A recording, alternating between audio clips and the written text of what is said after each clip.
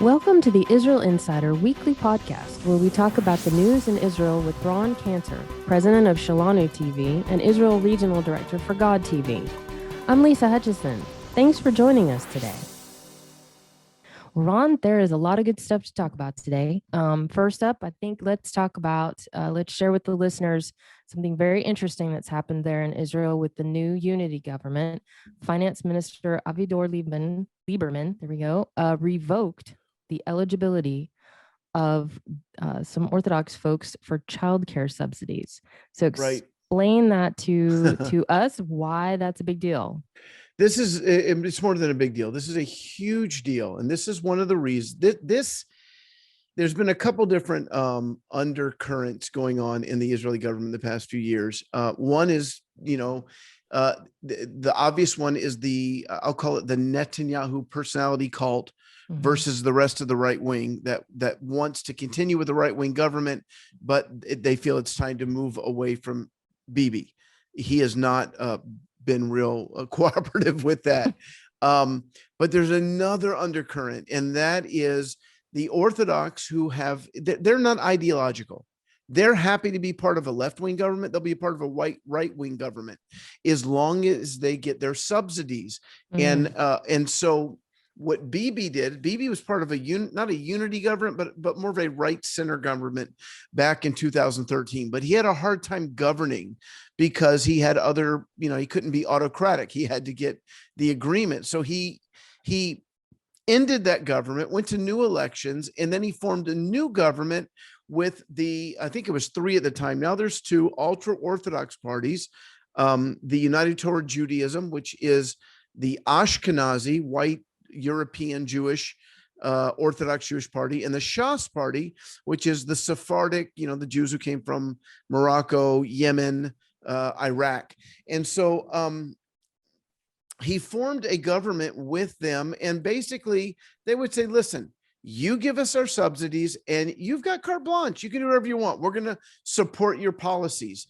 And so the reason that everybody keeps talking about 4 elections, 5 elections, all that what we've gone through in the past 3 years, 3 years, 2.5 years. It all started with Avigdor Lieberman, who you mentioned at the beginning.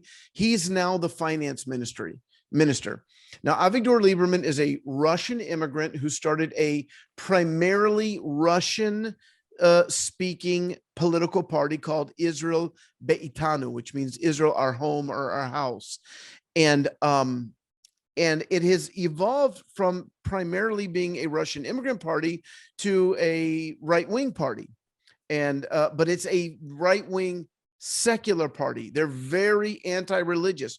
Now, to be clear, when I say anti-religious, I'm not saying that Avigdor Lieberman is an atheist. I don't know what he is. But as far as I know, he is a proud Jewish man.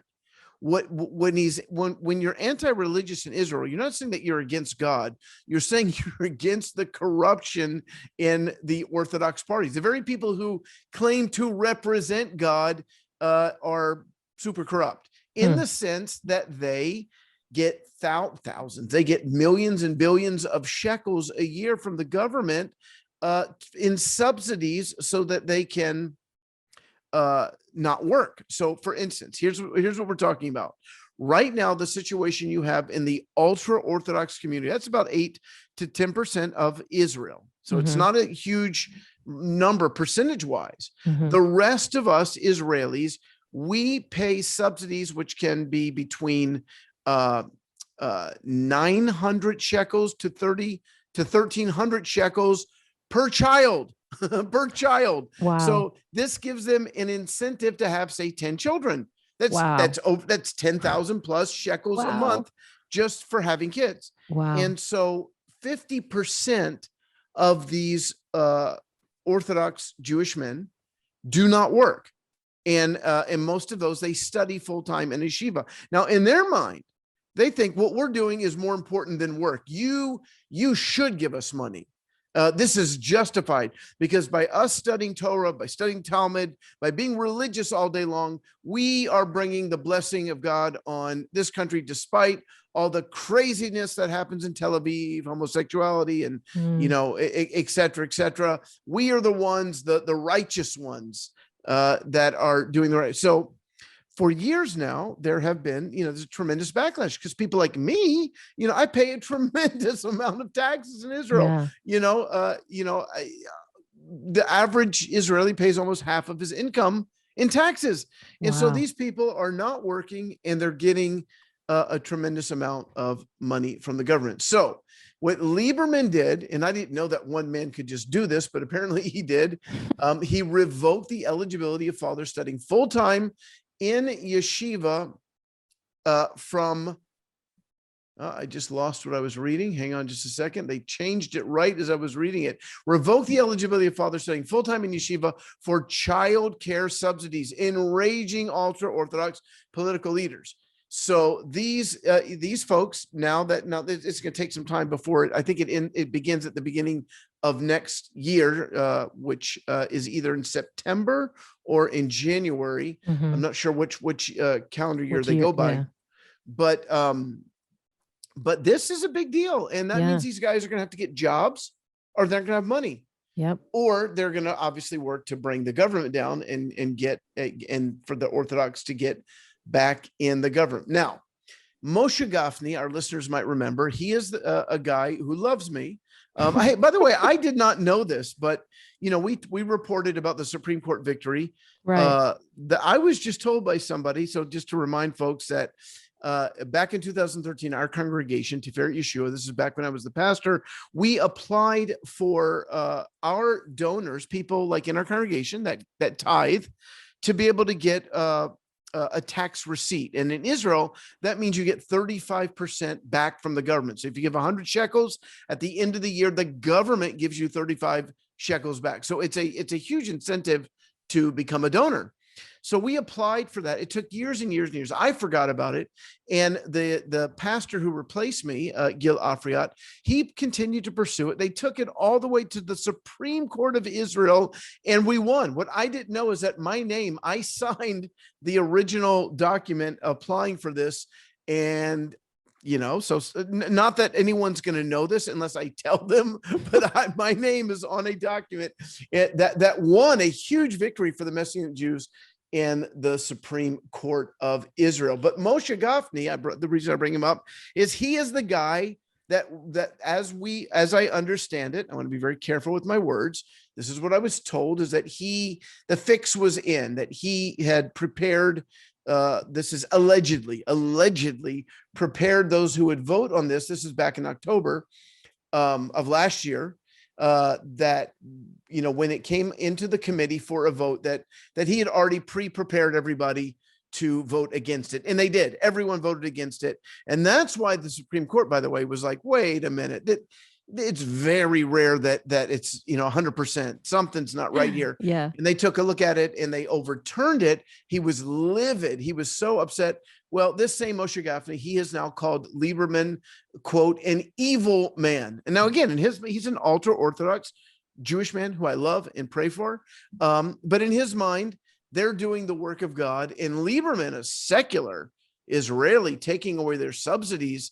It's just horrible. But the average Israeli looks at this as corruption, that they're having to pay Paul in the New Testament, Paul says, if you don't work, you shouldn't eat, that you're worse than an infidel.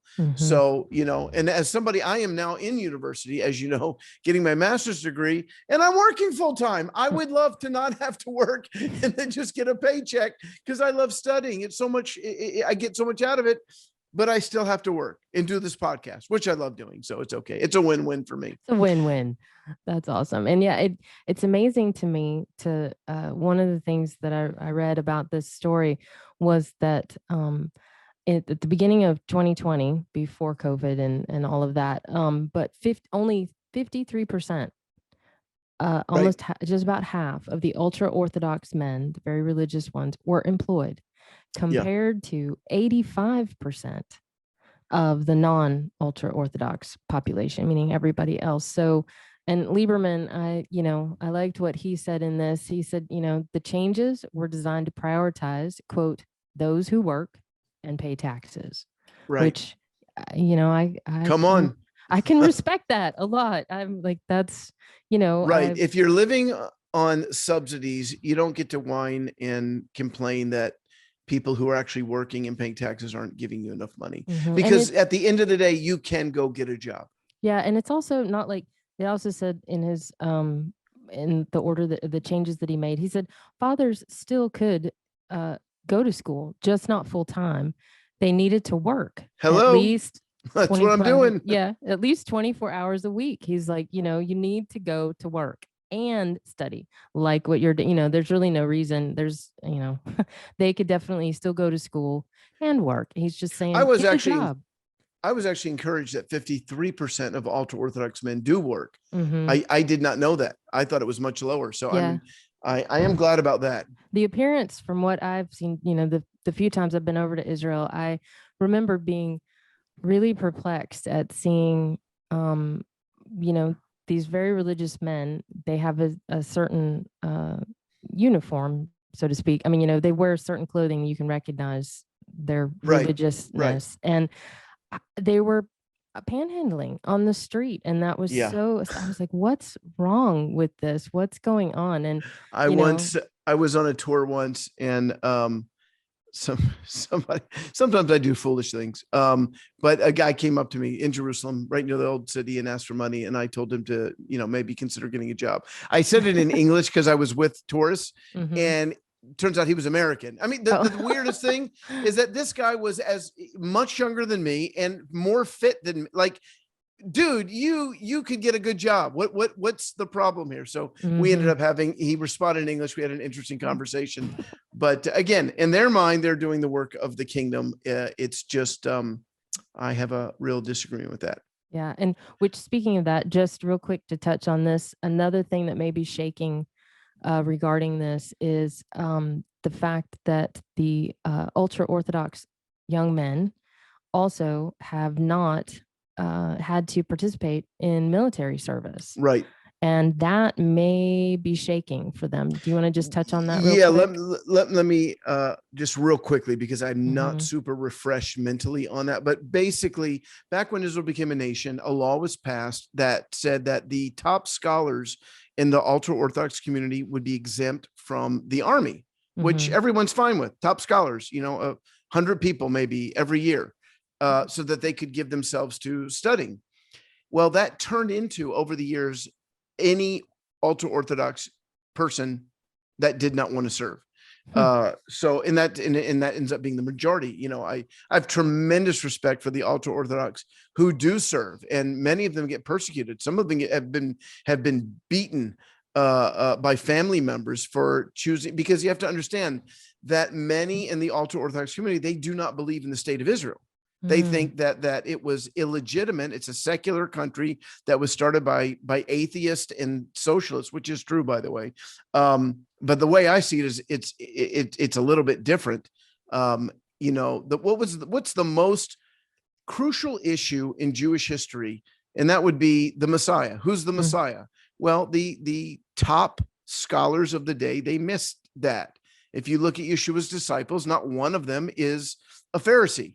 Mm-hmm. Nicodemus comes to faith, and I'm sure some others outside of the 12 were Pharisees, but the top 12 were not. So, and certainly as a whole, the ultra Orthodox community of the first century, they missed the coming of the Messiah. What's the second most important issue? I would say it would be the language of Hebrew, and then the state of Israel, 2 and 3. So where Mm-hmm. were they on the language when Israel was becoming a nation in the years leading up to it? Back in the late 1800s, a fellow by the name of Eliezer ben Yehuda, he came to Israel from Lithuania with the goal of making Hebrew a living language again. At that point, it had been dead for over 2,000 years. It had only been a prayer and Bible reading language. Nobody used it in their daily, Mm-hmm. buying bread, or, taking, the subway. They didn't have subways back then, I don't think. They had trains. I think they had trains, but you didn't do that in Hebrew. You did it in whatever language because Israel wasn't a nation. So he comes back to Israel and he wants to make Hebrew the language of the future Jewish nation, and they excommunicate him. They missed it on that. Now if you watch Stitzel, you'll notice, which is a series about a Jewish family in Geula, one of the most ultra-Orthodox neighborhoods in the world, in Jerusalem. And you'll notice that they're speaking a mixture of Hebrew and Yiddish all the time. They ended up learning Hebrew, most of them, but for the most part, amongst themselves, they speak Yiddish, which is a made-up language between German and Hebrew that was used in the ghettos or the Pale of Settlement, this massive area in Ukraine, Poland, over 100 years ago. So they missed it on the Hebrew language. And then, of course, on the state of Israel, they were against the state of Israel. Some of them even collaborated with the Arabs against the Jewish freedom fighters back in 1948. So, these people, who I love, they're my people. They have on a theological level, they're always wrong prophetically. And so now but in their minds, they're not. So now you have this issue with them having to serve in the army. They don't want to do it. And they end up beating up people in their own. And again, I don't like to speak in generalities. There are people in the ultra-Orthodox community who are the salt of the earth, who are wonderful people, who are humble, who are just wonderful human beings.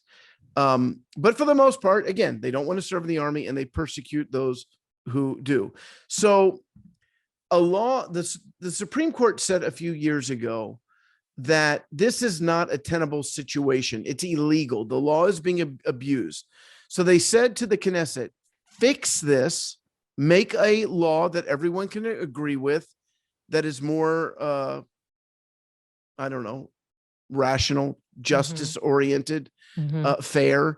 And if you don't do that on this date, and I don't have the date in front of me, but it's soon, we're just going to start drafting every ultra-Orthodox, a person of age after high school. And so there is a law that was ready to be passed, which is something that everybody's happy with. But it's been held up. So we'll see what happens with that. And it's going to be an issue very, very soon. Yeah. My guess is now that we have a new government, that they're all in agreement on the new law, that it will be passed very soon. Yeah. Well, we'll stay tuned on that one. And for those, the next story that I was wanting us to talk about is for those who are in the IDF right now, in the Israel Defense Forces.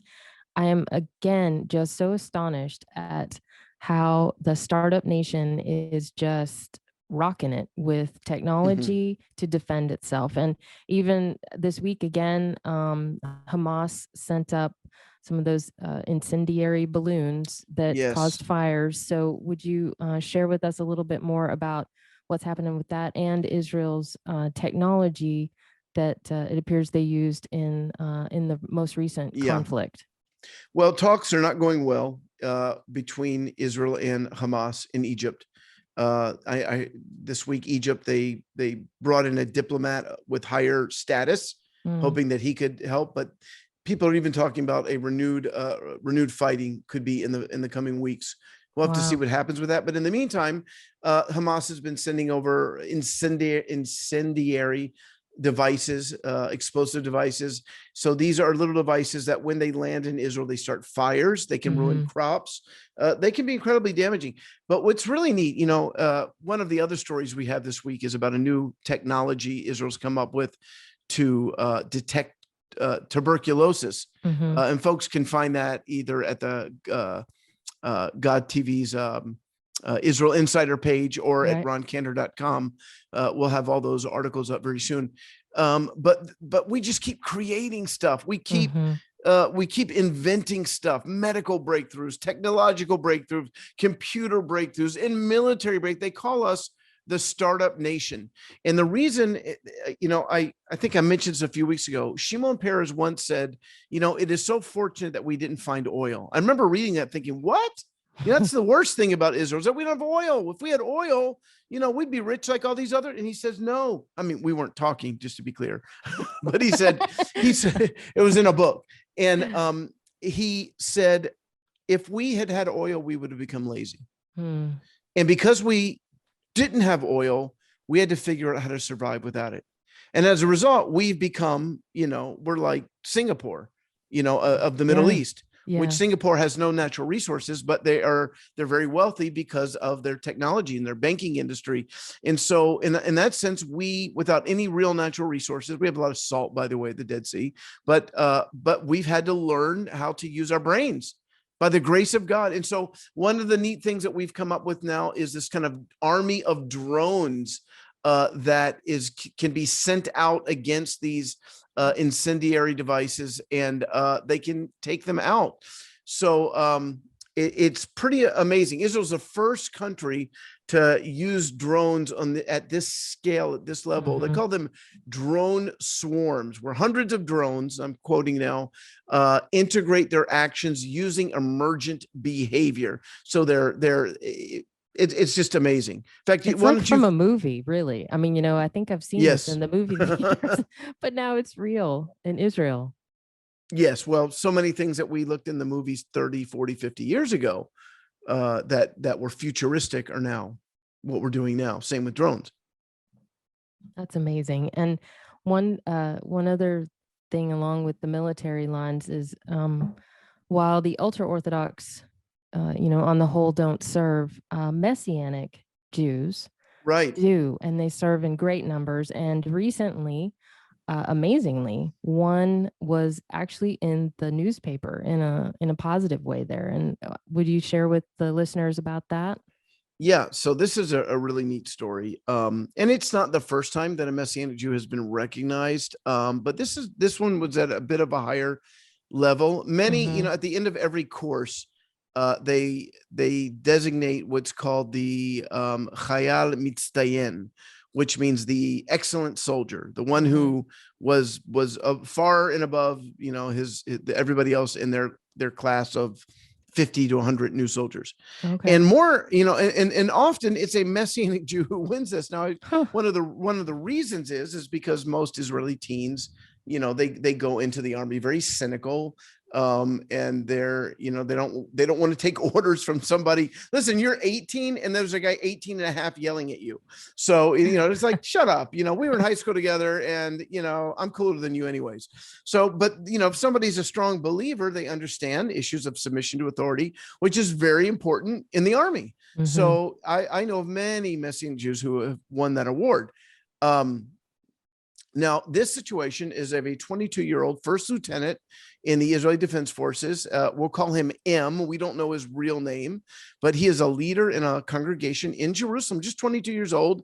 And he was honored in a local Jerusalem newspaper and as being a tremendous soldier. And the thing that made it different is they mentioned his Messianic faith, that he's a Messianic Jew.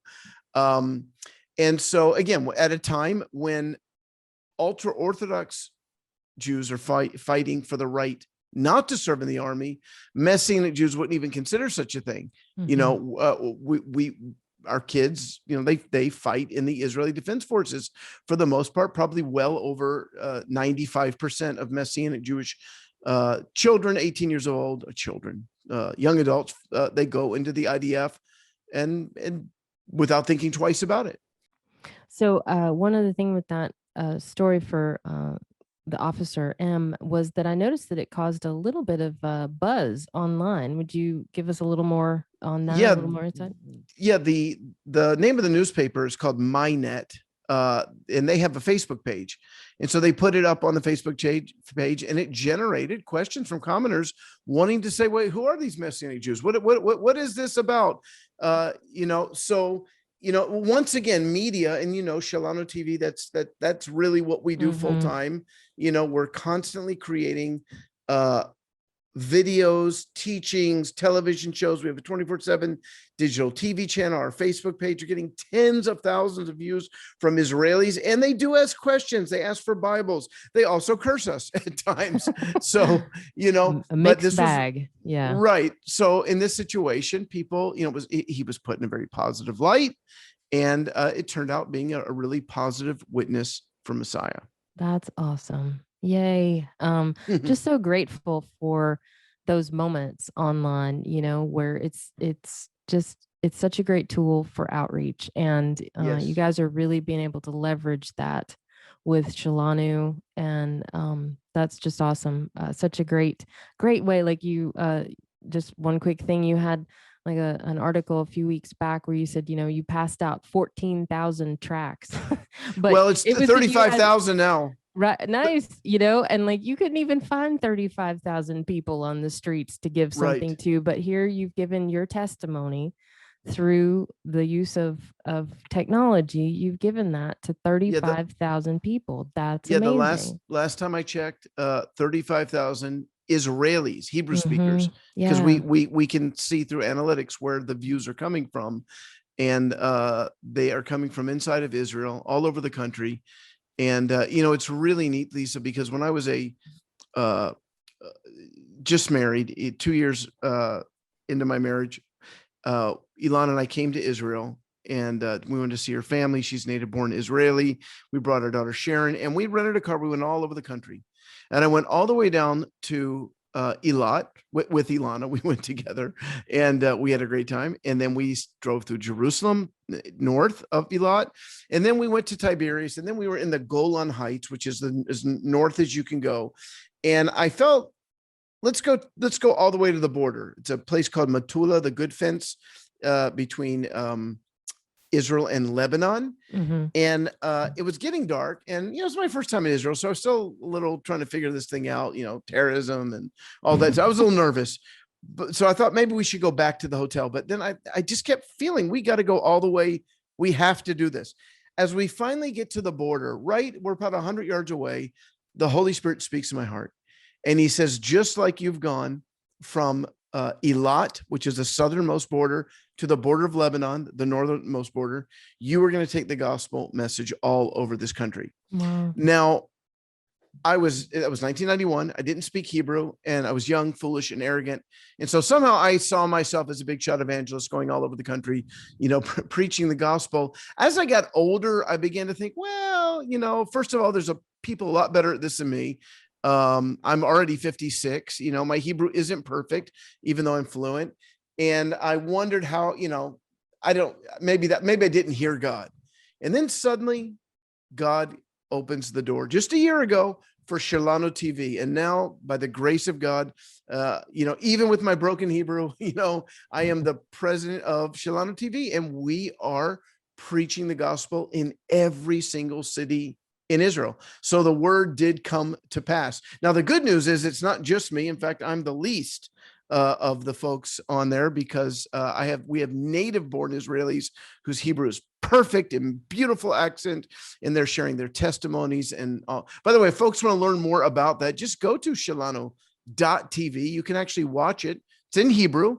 And if you want to become a donor, you can certainly go to shalanutv.net, shalanutv.net. That's awesome. I highly encourage everyone, to take a look and to As do I. consider supporting, because it's such a direct way to Yes. reach the people of Israel. It's so direct. It's awesome. And they can experience it, wherever they're at, on their phone, at home, on the computer.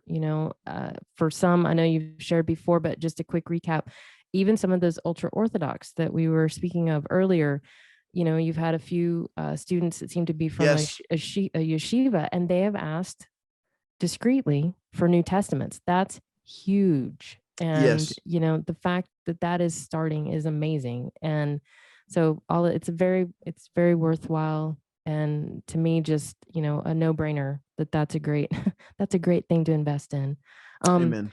One thing, let's just go ahead and give everyone here in the final bit of the podcast a little update on COVID and what's happening there. I know the numbers continue to go up, and a few more measures have been put in place. So share with the listeners what's happening. Right. So, we've reported on this, so I'm not going to take a whole lot of time, but a few weeks ago now, 3 weeks ago, we got rid of our mask mandate, which I was grateful for. And that meant that you didn't have to wear a mask indoors any longer. Mm-hmm. We'd already gotten rid of a bunch of restrictions earlier the month, June 1st. And then June 15th, got rid of the mask mandate. And immediately COVID infections started to go up, and we had a hard time getting information and knowing whether it was vaccinated people, unvaccinated people, what were the percentages. And you reported in this week's batch of articles that I think of the younger people, it was about 50-50. Is that right? That's right. That's right. Right. And so yeah, and it seems that overall the vaccine it's moderately effective for about 64% for people experiencing symptoms, but it's highly effective, 93% at preventing those symptoms from getting severe. So it does have some now, to be clear, we're benefit. talking about the Delta variant. That's right. It was 95% effective against even infection for the normal COVID-19, but now with this stronger variant, it's 60 something percent effective against getting it. But the good news is that even if you do get it, only 7% of those end up being serious. So 93% are not. And right now there's, we've only had 3 deaths. And if you look at, it's just what I'm saying is that it's not time to panic yet. Right. And we never panic. We don't believe in panic. Panic's demonic. We pray, but we should not go overboard and shut down our economy. That would be a huge mistake, because our hospitals are not. The only reason to shut down the economy would be if the hospitals were being overrun as they were a year ago. And they are obviously not. There are, 30 something people that are in the hospital right now? It seems to be hovering around. They just recently, even today, just adjusted the numbers because it had gotten a little more up there, and they realized that was inflated. It's really just hovering around the mid 30s. There's about 35 people or so that are in serious condition of on a spectrum, really. I mean, it's not that everybody's on a ventilator, but just someone, they're there in serious condition in the hospital. So that is a country of 9 million people. There's out of about 3,500 that have it right now, that are active with it. So that's roughly 1%. Right. So 1%, not that are dying, just 1% that are hospitals. Many of those most of those, we believe, will get over it. So all that is to say that keep praying for Israel. I know many people want us to open up for tourism. I do, and we have to some degree. But we'll just have to see what's happening there. Yeah, it seems like they still, for right now, the airport's open, but it's they're looking at maybe having travelers, do a little more extensive testing or quarantining, and so it's not really free flowing for tourism just yet. But hopefully soon. They're trying to find. It seems to me they're trying to find a balance, to keep things safe, but yet still be. And at the same time, Lisa, Israel is coming up with all kinds of medical breakthroughs to treat COVID. That's one thing. We talk about vaccines all the time, but in addition to that, there have been all kinds of medical breakthroughs to treat COVID. And again, that's one of the reasons why the death rate, went from initially, if you remember back in March, it was like 5%, 4%. Now it's well under 1%. So no reason to overreact to this. Yep, we're still headed in a good direction, so that's good. Well, thank you, Ron, for another recap of the news there in Israel, keeping us up to date on everything. And that'll wrap it up for this episode of the Israel Insider Podcast. If you enjoyed this weekly podcast, please be sure to give it a review wherever you're listening from, and follow the Israel Insider on Facebook, and sign up for our daily email to get the inside scoop on happenings in the Holy Land. Thanks again for joining us, and we'll see you next week.